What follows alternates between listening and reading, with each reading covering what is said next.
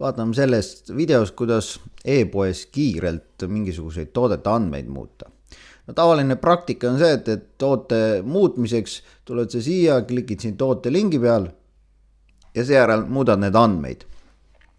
Iga kord ei pea sa seda tegema, sellepärast et aeg-ajalt on võib-olla mingid sellised andmed, mida sul on vaja kiirelt muuta, näiteks laoseis või hind või kategooriad.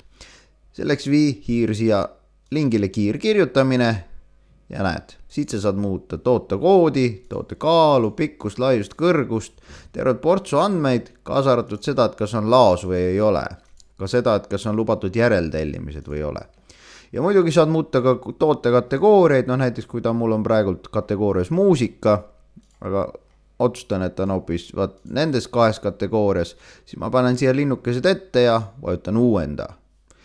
Ja kui see on tehtud, siis ongi korras, näed, muudatus on siit samast juba näha. Muudame selle tagasi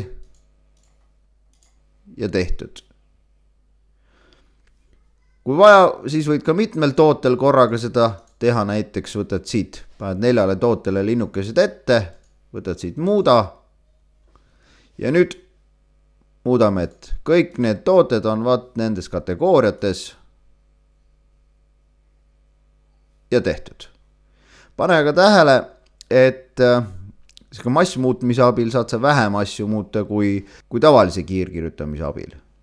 Ehk siis näed, siin on nii palju andmeid, mida sa muuta saad, samal ajal kui massmuutmise abil hindasid ja selliseid asju muuta ei saa.